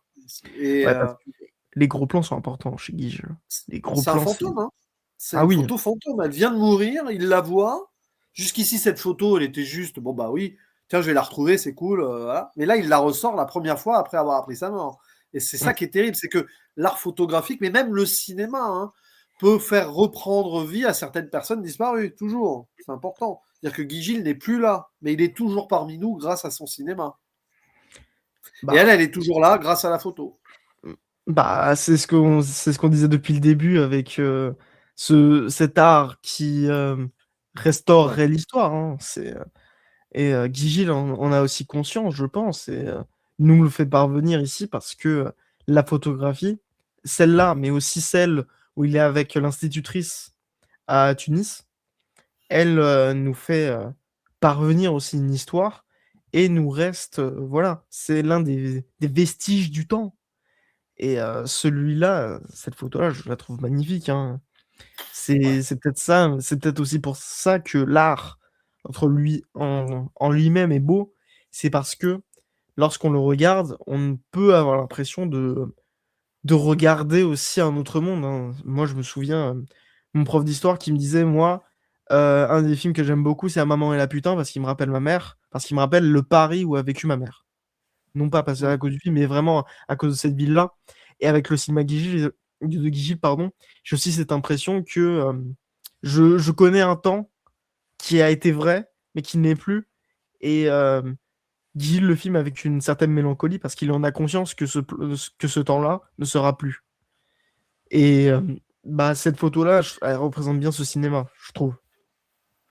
Et puis après, bah, retour à Paris. Alors c'est là où c'est intéressant, des regrets ou pas, parce que c'est vrai que il se souvient d'elle, par exemple, quand elle penchait un peu le cou, ouais, les détails. C'est-à-dire qu'il se souvient, là pour le coup, il se souvient vraiment de tous les détails. Ça veut dire que cette jeune femme l'a marqué. Peut-être était-il amoureux d'elle, on ne sait pas, mais on n'en saura rien. Mais peut-être qu'il regrette des trucs. On apprend d'ailleurs à un moment dans le film qu'il a été amoureux d'une fille et qu'il se souvient de moments à la plage avec elle. Alors, c'est intéressant parce que Ouais. justement, ça rappelle peut-être une connexion avec son premier long métrage indirectement. Et bon, à la fin de cette mort-là, alors c'est terrible, c'est triste, mais il y a quand même une discussion positive avec son ami du début, ils sont plus que deux maintenant. Et il a pris. Alors d'ailleurs, c'est intéressant parce que j'ai l'impression, c'est peut-être une impression, mais déjà, bon, il n'a pas la même coupe de cheveux, Hmm. mais j'ai un peu l'impression que la photographie est différente aussi. Alors Ouais, c'est peut-être qu'une impression. Il y a elle est un peu floue. Il y a un flou dedans qui, surexposition, ouais, un truc comme ouais. ça. Ouais, c'est intéressant ça. Ouais, on dirait que le point il est fait un peu bizarrement où on a l'impression qu'ils sont quand même nets, mais pas non plus réellement. On dirait qu'il y a deux images aussi qui chevauchent un petit peu. Ça me rappelle certaines impressions que j'avais vues en cours aussi, où justement il y avait un cinéaste qui filmait, mais qui aimait la pellicule se répéter plusieurs fois pour que on ait cette impression de souvenir là, qu'il y a un truc qui passe, mais qu'on peut pas vraiment toucher. C'est On va, ça on va, rapporte des on va faire on va faire le parallèle, hein, on va regarder, hein, on va suivre. Hein, regarde. Ouais, bah oui, c'est pas pareil. ouais, Hein. ouais, c'est pas On pareil. n'est pas fou. Hein. Et c'est pas un défaut de nos Non, non. lecteurs et tout. Par contre, ce qui est intéressant, c'est que figure-toi que ce film marque les débuts au cinéma d'un chef-op français très connu, un certain Philippe Rousselot. Voilà, j'ai failli me tromper, j'allais dire l'appeler Rousseau. Non, Philippe Rousselot, qui a eu une très très belle carrière hein, par la suite. Par exemple, dans La Reine Margot, Ah, et je même pour connais. Tim Burton, figure-toi. Big Fish, Oh, Charlie et la chocolaterie. Oui, c'est lui. L'ours Jean-Jacques Hano. Les liaisons dangereuses. C'est marrant parce que Entretien avec un vampire, il y a une photographie un peu style les liaisons dangereuses, je sais pas, j'en sais rien. Mais tu te rends compte? C'est-à-dire que c'est son hmm, tout premier. Il avait putain. quoi à l'époque 25 ans. Et voilà, les débuts d'un grand chef-op. C'est étonnant, non? Pas la même jeunesse. Ah, alors que tu as On coupé n'a ton pas la son. même jeunesse, hein. Ouais. Ah voilà, donc oula, Ouais, il y a eu un c'est. petit bug. Pardon. Allô? Oui. Bah, on n'a pas la même jeunesse, hein, et dans le cinéma Guigil, bah, comme je disais, il y a ce truc avec cette nouvelle vague, cette, cette, cet aspect commun au cinéma français où tout le monde se partage. Un peu les acteurs, les équipes techniques, hein.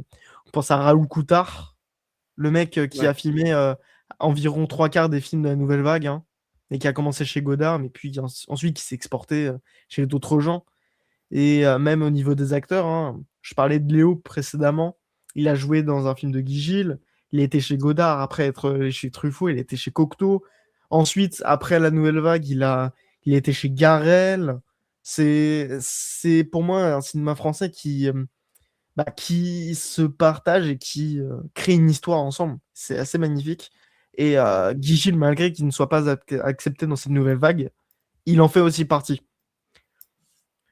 Et C'est ce qui est incroyable, c'est voilà, puis bon, mais Philippe Rousseau, tu vois, tu verras sa page Wikipédia, c'est assez fou tous les films différents qu'il a pu faire, de Tim Burton à Alain Cavalier, en passant par Guy Gilles ou Neil Jordan, tout va bien. Non, mais c'est génial, ça. Moi, j'aime beaucoup. Je respecte vraiment énormément le métier de chef-op et tout, parce qu'il y a beaucoup qui savent travailler dans des univers totalement différents. Mais ils s'adaptent à chaque fois. Voilà. Ils Mmh. s'adaptent et c'est ça qui est fort. Mais pour revenir au mot, voilà, il a réussi, finalement, avec tout ce qu'il a vécu, une sorte de rite initiatique et tout, hein. Il a décidé d'être vraiment l'homme de nulle part. Il assume l'être, finalement, tout en ayant repris connexion avec sa terre, sa racine. C'est pour ça qu'il prend l'accent pied noir à la fin. Le dernier truc qu'il fait après ça, c'est prendre l'accent pied noir. Et là, maintenant, il dit, hein, j'ai envie d'aller et venir, d'essayer de comprendre. Il refuse de se fixer. Il va faire des va-et-vient. Peut-être qu'il se fixera 20 ans après. Et là, on est dans un contrepoint très étonnant par rapport au pan coupé. Tu as le personnage principal de Au pan coupé, enfin pas principal, joué par Patrick Joinet, qui Ouais. décide de se laisser mourir. Il se fixe complètement dans le temps final, si on veut. Là, au contraire, il décide d'aller et venir et de ne pas se fixer. Il décide de vivre, tout simplement, quoi. Mmh. Bah, c'est un personnage qui est assez commun, hein. C'est le même Ouais. acteur, c'est la même volonté aussi parce que dans le film, on lui demande c'est quoi ses choses préférées. La première chose, je ne sais plus ce que c'est, désolé, hein. Voilà, et la deuxième chose, c'est partir. Mais il y a un exil qui est différent à chaque fois et qui est différent, vis-à-vis de chacun de ses films, hein. Dans, L'amour amer, je l'avais déjà dit, mais il y a déjà cette notion. Mais là, tu l'as dit, il y a une différence entre celui qui se laisse mourir et l'autre qui, apprend la mort et qui ensuite doit vivre avec. Parce que, en soi, c'est aussi pareil dans le pan coupé, hein. On apprend la mort, mais on vit avec, on revient sur les souvenirs. Là, il y a ce lien-là avec la mort qui est aussi particulier, qui est assez étrange. C'est un film, dans cette filmographie-là, qui coupe beaucoup de choses, puisque aussi c'est premier en couleur entièrement. Ceux d'avant, c'était une partie noir et blanc qui représenterait un certain présent et une partie en couleur qui représentait une certaine beauté des souvenirs. Mais ici, la couleur est partout, tout le temps, comme si on Oui, était tout le temps aussi dans ce souvenir. sauf sur les Et photos. Sur la ouais, photo noir et blanc, je crois que le seul vraiment moment en noir et blanc, c'est la photo de la ouais. fille décédée. Et ce qui est intéressant, Et c'est qu'elle a décidé, elle a décidé de ouais. partir, parce que c'est un suicide, hein, c'est sous-entendu, mais grosso modo, c'est ça. Elle n'avait plus envie de vivre. Et comme elle a plus envie de vivre, lui, il prend conscience qu'il a envie de vivre. Mmh. C'est Alors, encore voilà. encore une fois, c'est un rapport à la mort qui est fascinant, quoi. C'est quelqu'un qui, n'avait aucun vrai but, n'appartenait à rien et qui, vis-à-vis de cette nouvelle, se décide que finalement, ne rien faire, c'est quelque chose qui n'est pas très bien et qui du coup, doit bouger, quoi. Doit bouger, mais dans la vie et pas simplement, rester, des charlots, quoi. Non pas qu'il est pauvre, mais qu'il Non, vagabonde, quoi. il a été pauvre de sensations et de cœur, et il devient riche d'envie de vivre. Pas une question. Et Oui, c'est peut-être des petits bourgeois, on ne sait pas trop. Il a quand même besoin d'argent au début, hein, mais bon, c'est pas la question. C'est vrai que c'est pas un film qui va s'ancrer sur le social pur, mais c'est pas ce qui intéressait Guy Gilles non plus, hein. C'est vrai, hein, bon, c'est comme ça. Et justement, tu avais dit qu'il était pauvre sentimentalement parlant. Il y a une scène qui montre que, finalement, peut-être qu'il a fui ses sentiments. C'est la scène du pont. C'est pour ça aussi, Mm. c'est que c'est l'un des plus beaux plans, voilà. C'est parce que lorsqu'on lui rappelle une chanson de son passé qui, pour lui, a été importante et qu'il, a enfin des émotions parce que, le plus clair du temps pendant le film, pardon, il est, très neutre dans son jeu, voilà, dans ses émotions, il sourit, mais, dans ses yeux, on peut voir quelque chose d'autre et c'est à ce moment-là où il se met à pleurer et il les fuit totalement ces émotions-là, il part, il court et bah, à la Et fin, bon, on a l'impression il les a enfin à peu près acceptés, quoi. C'est quelque chose qu'il assume maintenant que, en tant qu'humain, encore une fois, c'est un film pour moi assez axé sur l'humain parce que le temps, se vit aussi, autour de l'homme eh bien, il les accepte enfin et il peut faire partie de cette histoire. du coup, là, ça y est, on est sorti de la zone spoiler, on est plus ou moins dans la conclusion. Alors déjà, dans ce début de conclusion, on remercie Madame Forêt, ton enseignante, ta Ouais. professeure.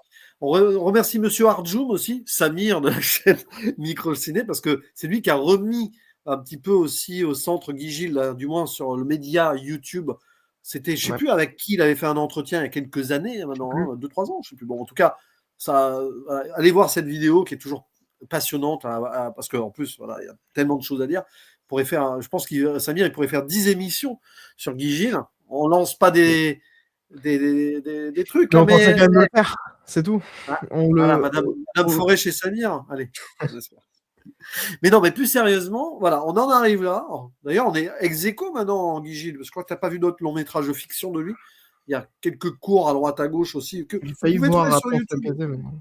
J'ai Il y en a failli voir certains que vous pouvez son trouver sur 4e. YouTube, si vous voulez. Ouais, ouais. Mais même, je crois ils ont été réédités, du coup, en DVD Blu-ray avec Même les cours en quoi? bonus. Court peut-être pas, mais je sais que Le Clair de Terre, Au pan coupé, peut-être Absence répétée, L'amour à la mer, c'est Ah, sûr. Ils ont été tous ouais. réédités avec du coup les bonus qui ont été faits par ma prof. Encore une fois, c'est taf de fou. Absence Ouais, répétée, c'était sa romance avec Jeanne Moreau, je crois. ouais, exactement. Je sais pas comment Patrick Joinet l'avait vécu. Je sais pas, hein. C'est l'histoire de. Là, c'est du people. Ça ne nous Encore regarde peut-être un pas, lien comme avec dirait. Rimbaud. Peut-être encore un lien avec Rimbaud ou Oui. Ah bah, oui. encore la modernité, hein. C'est Intéressant ça aussi. Mais ouais. bon, évidemment, alors, comment découvrir Guy Gilles? Peu importe, vous pouvez faire comme, enfin, j'allais dire comme nous. Non, toi, t'avais comme, enfin, bon, vous pouvez faire les trois, hein. L'amour à la Heu, mer, le pan ouais, coupé, le cœur de moi terre. j'avais vu un extrait de L'amour à la mer, puis Le Partant et ensuite, on nous a montré ce film-là en entier. Voilà. Le partant, c'était pas avec Patrick Joinet à la gare, hein? Si, si, c'était ça. C'est génial celui-là. Ah, Bah il est bien. d'ailleurs, hein, ouais, ouais. Encore mais c'est pour ça que j'avais dit Le Partant parce que, c'est un petit peu l'ADN de ces personnages-là. D'ailleurs, ces personnages, on nous a montré un grand portrait, c'est aussi, l'une des âmes proustiennes, je crois, en tout cas, qui font, toute la beauté, de ces 2 univers, là. C'est que, on a beaucoup de portraits de personnages qui, témoignent aussi d'un temps. C'est aussi ça qui est fort et bah, du coup, avec le détail, on voit que, à ce moment-là, plus que, bah, les 2 autres films, longs métrages qu'on a vus, il y a eu un lien profond entre cette littérature et le cinéma de Guy Gilles, en fait. Moi, je vois ça, je me suis au niveau de Proust, je sais ça, hein, je n'ai malheureusement pas encore lu, À la recherche du temps perdu. C'est un petit peu dur aussi. Laissez-moi tranquille. Mais ça arrivera Et c'est- déjà et ouais. ça fait partie de la chose, quoi. Et voyez-le, parce que le partant, il est disponible sur YouTube. Ouais, Voilà, l'histoire d'un homme qui prend un Gare Saint-Lazare, hein, tiens, pas loin du pâté Vepler et tout, euh, c'est bien, hein. qui décide de partir, voilà, de quitter Paris aussi. Bon, d'une manière ou d'une autre, mais il est disponible, il fait 8 minutes et quelques hein, sur. Ouais. Il y a aussi Ciné Bijoux que Oui, tu avais je crois je sais oui, pas si tu en avais parlé en vidéo, mais au moins moi tu m'en avais non. parlé, où J'en avais justement parlé sur Guigui, Twitter peut-être. revient sur le cinéma. Je crois qu'on en avait parlé sur les réseaux, je suis même pas sûr, mais bon, voilà, Peut-être. fouillez un peu, et puis ben, oui, ça a été réédité, DVD Blu-ray aussi, hein, je pense. Hein. Ouais, c'est ça. Moi, je reste au DVD, hein, je suis vraiment un vieux de la Oh vieille, là hein, là. tu te rends compte? Oh là là, Oh là là. mais Mais non, tu es mais tombé moi comme on te hait. Oh eh là ouais, mais là. c'est la vie. Écoute, moi, je suis vieux, hein, j'ai connu les VHS, figure-toi. Moi aussi. Ouais, enfin bon. J'en ai connu une, c'est très bien. Mais bon, peu importe, nous ne sommes pas là pour parler de la nostalgie des VHS ou des DVD, mais En vrai. pour vous impliquez-vous là qui nous écoutez. Si vous êtes arrivé au bout déjà de l'émission, bravo à vous. Voilà. Alors moi, voilà, on applaudit parce que c'est une longue émission, mais on prend notre temps. Voilà. Prendre son temps, c'est un peu le leitmotiv du film. Écouter le morceau d'Hervé Villard aussi, dire que ça, pour tout coup, limite, ça modernise Hervé Villard. C'est incroyable. Parce que non, mais bon, vous connaissez Hervé Villard plutôt pour Capri, c'est fini. Voilà. Là, c'est plutôt Paris, c'est fini sur le papier. Mais, Je donc, connais pas du tout. ouais, mais Bon, non, j'ai mais vu tout tu à manques l'heure. de culture générale. Voilà. Ouais? Non, mais Et? Et? Tu vas faire quoi? on rigole, mais en privé, quand je t'ai fait du côté de chez Swan, chanté par Dave, tu connaissais ou pas? Dave, je connaissais de nom, mais Ouais, bon. sinon la chanson, non. D'accord. Donc, du coup, je vais pas imiter Dave ici, hein, surtout pas. Voilà. Déjà qu'on a évité des imitations problématiques, fort heureusement, parce que on en a parlé en off, mais certaines choses qu'on entend dans le film ont été reprises dans des sketchs plutôt douteux, bien par De la Michel suite, Leb. évidemment. Ouais, bien sûr. Voilà. Bon, pas que Michel là-bas. Voilà. Les années 90, hein, je pense que même les inconnus et les nuls s'y Oui. sont risqués. Ah, moi, j'ai revu des trucs, des inconnus. Ah bah, C'est ah, C'était voilà. donc ça l'humour français des années 90. Ah ben D'accord. c'est l'humour franchouillard, hein. Là j'ai mis Thierry Roland, rappelez-vous la vidéo sur l'équipe Tu m'avais montré coréenne de ça. football. Voilà. Ah, tu m'avais montré ça. Oh mon Dieu. C'était, ah oui, je te l'ai montré, c'était un pan terrible. Moi j'avais vu ça en direct à la télé, hein, le pire. Hein. J'étais là en mode. Ah, et le pire c'est que je devais pouffer hein, à l'époque tout jeune, je vais avoir 19 ans. Aïe aïe aïe, eh oui. Mais Moi, je c'est une pousse autre pas. époque. Moi, C'est je une pousse autre pas. époque. Non. Et on va pas la regretter, celle-là. Non, mais en tout cas, voyez-le, ce Clair de Terre, évidemment. Voyez tout Guy Gilles. Parlez-nous de Guy Gilles en commentaire. Voilà. Si vous avez d'autres films à nous conseiller, votre rapport personnel au Clair de Terre, à Marcel Proust aussi, si vous voulez, Cinéma. et ne pas confondre, bien sûr, avec son frère pilote automobile, Alain Proust. Voilà. Non, mais voilà, il fallait que je la sorte un jour, et malheureusement, c'est ici. Mais en tout cas, non, mais plus sérieusement, on vous accueille les bras ouverts, là, Oui. ci-dessous, dans la section commentaires, parce qu'il faut faire vivre hein, ces vidéos sur Guy Gilles. Hein. C'est clairement pas les vidéos qui vont être les plus vues sur ma chaîne. C'est comme ça, c'est la vie. Hein. Mais Guy Gilles, un jour, peut-être, déjà réhabilité quand même, bien sûr, mais peut-être encore plus à l'avenir. Espérons-le. Voilà, Surtout que espérons-le. niveau cinéma un peu plus queer, c'est pas tellement assumé dans ce cinéma-là, mais un réalisateur qui s'assumait en tout cas homosexuel, ça courait pas les rues à l'époque. Ah bah, à l'époque, non, il y avait Ah, des acteurs et actrices qui l'étaient, mais qui s'assumaient pas trop. ouais. Jean-Claude Brialy, par exemple, je ne sais pas s'il s'assumait à l'époque. C'est une question comme ça que je pose. Il jouait souvent des rôles masculins hein, quand même, à la Nouvelle Vague, donc voilà, Ouais. chez Chabrol ou autre. Tu en parlais de Jules et Jim aussi. Bon. Mais ce qui est sûr, c'est que Le Clair de Terre, il faut vraiment, vraiment le voir. Et puis les deux précédents aussi. Et on vous attend au tournant là ci-dessous. Et on remercie une nouvelle fois. Hein. Si jamais vous tombez sur cette vidéo, Madame Forêt et Merci. Samir de la chaîne Microciné, voilà. Vous avez un bon étudiant, hein, Merci. Madame Forêt. Voilà. Je dis Madame Forêt parce que Ouais. j'ai plus son prénom en tête, j'ai pas envie de dire Mélanie, s'il te plaît. voilà, Mélanie Forêt. Mais en tout cas, merci à toutes et à tous, et merci au cinéma. Merci à Guy Ouais. Gilles, qui, pour le coup, reste ancré dans le temps. Il a pu laisser sa trace. Il serait content, au final, aujourd'hui, même s'il a eu une fin de vie compliquée. Le Voilà. sida, hein. Ah oui, bah, plus que compliqué, même. Mais même, il est tombé dans l'oubli même avant de mourir, hein, je Ouais, crois. ouais. Mais déjà, j'avais vu rapidement que ces films étaient très très mal reçus, sauf Le Clair de Terre du coup, parce qu'il est un peu plus qui a un peu plus convaincu le public. Mais je sais que ces deux derniers films, le public s'en foutait totalement. À la sortie, ils étaient même pas vraiment très regardés. Hein. C'est vraiment ce film-là pour le coup qui reste au niveau de la cinéphilie, alors que L'Amour à la mer, c'est celui que je crois qui est le plus vu en ce moment sur Letterboxd. Faites ce que vous Ah voulez de bon? ces informations. Parce que, ouais. Mais c'est à la sortie de ces films-là, ils ont vraiment pas eu une bonne réception. Sauf du coup celui-là, du coup. Parce que c'est peut-être aussi celui qui est un peu plus centré. Celui qui part un peu moins au niveau de certaines folies. Par exemple, bah, du coup, vu que je les ai enchaînés, Sur la je... narration, tu veux dire.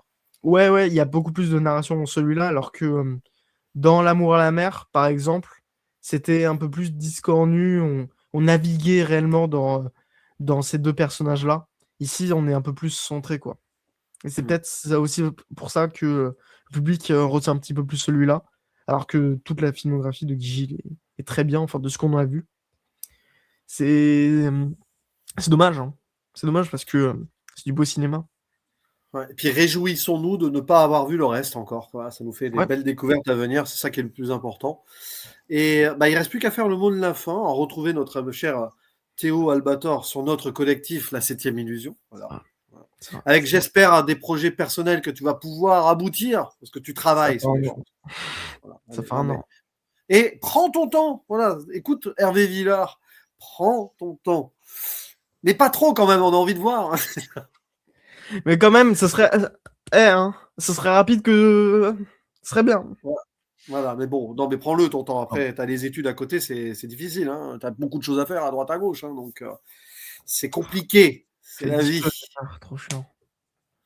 En tout Ah, cas, on c'est vous dit trop à long. très bientôt parce qu'avec ce monsieur ici présent, on reparlera probablement d'autres films dans un avenir plus ou moins proches. On a déjà des idées. Et oui. Ouais, on Mais on va va parler pas les spoiler. On ne va pas les c'est spoiler. pas mal. Voilà, voilà. Mais en tout cas, à la prochaine. Ciao!